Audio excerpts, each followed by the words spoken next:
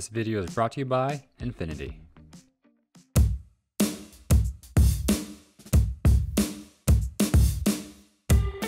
So I finally had the chance to go down and visit Hood River, Oregon for the first time ever in my life and get my first 2 downwind paddle sessions in there. And let's just say it was a blast.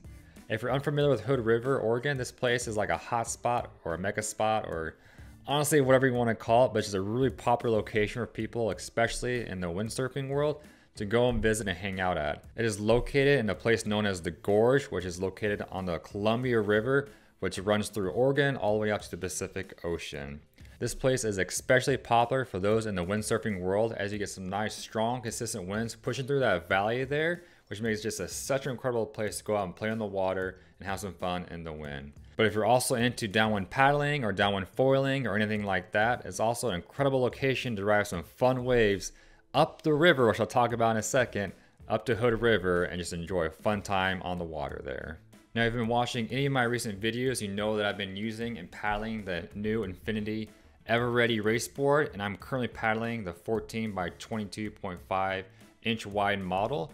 And so I took this board down with me to Hood River to test it out in the downwind conditions to see how I handled in comparison to the old board I was using, which was the dugout version of the Blackfish, and that board was a 14 by 23. So with that being said, I headed down to Hood River with a group of paddlers here in the Seattle area, which I was super grateful for because those guys have a little bit more experience coming and doing paddle sessions in Hood River. So they're able to kind of show me the ropes down there, show me where to put my board in at, where to get out of the water at in Hood River, and also just kind of keep an eye on me as well, as I don't have a ton of experience doing downwind paddle sessions. So it's just nice to know that I was on the water alone and has other people with more experience doing that kind of stuff around me, and ultimately just give me a funner and better time on the water when I visit there in Hood River. So basically the way it works, if you're gonna do a downwind paddle session, is you actually drive downstream, and that's right, you heard me right, you'll drive downstream a few miles to a place called Viento. Now, I'm sure there are other spots you can also put in the water at, but we went both days to a place called Viento. It's just a good place to put in the water, as it's also a campground. And if you're not camping, you can also just pay for like $5, I believe it was, to do like a day permit. Park your vehicle there, get everything unloaded, and get on the water at that location. And what I liked about this entry location when you first get on the water, it's not like just like ripping winds right away. It's kind of protected a little bit, so you kind of paddle out gradually into the stronger winds, and then catch the waves back upstream to Hood River. Now, it is mind-blowing to think about that you actually paddle upstream. It's just the way it works, that the current is not as strong as the wind is. And so the wind creating those waves on the river surface are stronger and will actually push you upstream all the way back to Hood River. And this distance from Viento to Hood River is roughly around 12 kilometers. And I had some friends ask me like, well, how fast were you going? Were you getting some good speeds doing your downwind run? And the reality is your speeds are not that high because you're kind of going against that current. And so you still have some good speeds being pushed upstream, but since the stream is also pushing against you, which is also creating those really fun waves to ride on, your speeds are really not that high. But it's also great because it makes that run last longer. It's kind of like a treadmill spinning there. So you are getting pushed upstream, but at a slower rate than if you were just going downstream with the wind, if that kind of makes sense. So diving into the first downwind session, the first day, I would say like 50% went well and 50% not so well. The first half, I was feeling pretty comfortable on the board. I wasn't falling a whole ton, and the waves were still kind of manageable in terms of learning how to do downwinding on those style or the size of waves that were out there. They're probably roughly, I'll probably say 1 to 2 foot waves or swell. And so it's pretty good conditions for someone like me who doesn't have a ton of downwinding experience to kind of learn on. I was able to kind of understand how the board was handling in those conditions, as well as refreshing my own abilities and my own stability muscles of how to handle moving on a board in downwind conditions. And I was quite surprised with how well I was doing that first half. Like I said, I wasn't falling very often. I was catching some fun little waves, and was just overall just having a great time. By the time we made it to the halfway point though, so roughly 6 kilometers in, and we're sitting like around the hour mark right now. So we've been paddling for an hour on the water. This location, the waves are starting to get a little bit bigger, And also just a little bit choppier too, as some of the waves bouncing off, I believe, just kind of the riverbank on the side as well. So a little messier water, some larger waves. And at this point, my stability muscles for paddling on the water were becoming quite fatigued. So I got to the point where I was just falling so much because my body was just exhausted trying to compensate for all the movement on the water.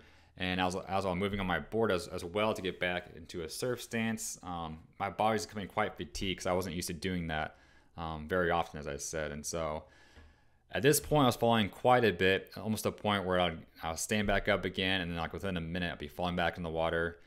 And so I honestly just took a break where I just sat down on my board and just paddled sitting down for a while just to kind of give my stability muscles in my legs a break. And then after I did that, I was able to stand back up again. Still falling fairly often, but I was paddling long enough, a few minutes at a time anyway, standing up, and able to make my way all the way back to Hood River. So by the end of that first day, I was wiped. I was so exhausted.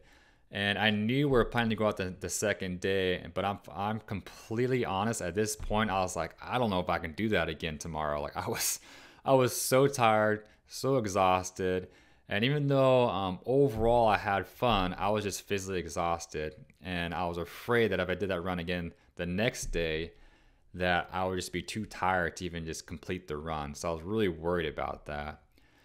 But I didn't make any decisions right there. I just said, I'll just see how I feel tomorrow and we'll see what's kind of go from there. So I got some good rest that night, and the next day I got up feeling a little bit better. Still tired from the day before, but rested enough where I feel like I could conquer or handle another downwind session. So got all my gear together once again, headed with my group of friends back to Viento. We put in the water again, and to my great surprise, the second day went so much better. Like, it was so much more fun. I fell way less and just had a great time just playing in the waves and the swell, going upstream to Hood River and just having a blast with my friends in the water. I still fell a few times, but in comparison to the first day, the second day just went so much smoother. I would say the conditions were just like a hair easier or less wind, which translates just a little bit smaller waves on the water the second day, so that helped a little bit. I also borrowed a friend's larger fin and put that larger fin on my board as well for some increased stability, and I do believe that helped as well. But overall too, it's just crazy how much your body can learn and adapt to conditions in the water. I really believe my body learned a lot from that first day of just experiencing how the board was moving in those conditions in the water. So the second day when I went out, I just had like that kind of ingrained in my muscle memory, my body already, which really helped me do so much better that second day. When it came to the board I was riding, which is the Infinity EVERREADY, this board did so well in those conditions. Now this board is definitely not a beginner board by any means, especially when it comes to downwind conditions. As being such a narrow board at 22.5 inches, there's not a ton of stability side to side being such a narrow board. But if you do have some paddling experience, or you do a lot of downwinding, for example, you can definitely handle this board in downwind conditions, because if you can have good stability on this board is so much fun to ride in those downwind conditions. In comparison to the Blackfish dugout, I would hands down choose to ride this board in downwind conditions over that board any day of the week. By having the deep dugout design to this board, it provides great secondary stability, which is really nice to have when it comes to these messier conditions and downwinding. And even though I know some people prefer to ride a flat deck board in downwinding over a dugout, I personally really enjoy using a dugout in downwinding conditions. For me, being a taller paddler, I enjoy having my center of gravity be lower to the water surface, which provides me more stability. And I honestly don't really find it that hard to get back on the board. I'm able to get a good reach across the board and put both my hands on the rail, and then just simply do a few quick kicks with my feet in the water and just push myself up really quickly, and I can stabilize myself with my arms as I get my legs back on the board again and move myself back to the center part of the board and stand up. So overall, I personally don't have a huge problem with getting back on a dugout board, but I know some people do, which is why they prefer to use a flat deck. But for my personal experience and using it in these downwind conditions on Hood River, I really enjoyed having that dugout design for that increased stability. As well, in the nose design of this board, since it is a more drawn-in pointed nose to it, and there's still a lot of volume as well in the front of the board, it did such a good job at not purling too much in the water. And even when it did purl and kind of dive into the water in front of you, it wasn't like you're just hitting like a wall. Like what I feel like when I was riding the blackfish dugout, whenever it purled and went under then the nose went underneath the water, I felt like sometimes I was gonna like fall over the front end of my board because it just would slow me down so much. But this new EVERREADY design, even when it pierces that water, it just kind of pushes through like butter, like a little knife, and you do slow down a little bit also because you're catching water at the nose of your board. But the way it pushes through that water is so much more smooth and really helps you keep your glide up as you continue to push through that water, and correct yourself too by standing further on the board, pulling the nose back out of the water again and continuing on catching that wave or whatever you're doing in your downwinding conditions. So overall, I love the nose design of this board as it does such a great job of not purling and slowing you down too much in the water when that nose does catch the water in front of you. So overall, I'm super stoked about how this board handled the downwind conditions. I'm definitely going to use it again for my future downwind runs because I had such a fun time using it. Now this video is sponsored by Infinity, so I'm obviously a little bit biased towards them, but they do make some incredible boards, and the people behind the company are some incredible people to work with. So I just want to give a huge thank you and shout out real quick to Infinity for sponsoring today's video. So all that being said, if you have never been to Hood River, Oregon yet, you definitely put it on your calendar and get out there because it will not disappoint and you will have an absolute blast. And then real quick before we end today's video, I want to give you a reminder of the race coming up in October called the Power to Paddle Classic at Stockton Lake, Missouri.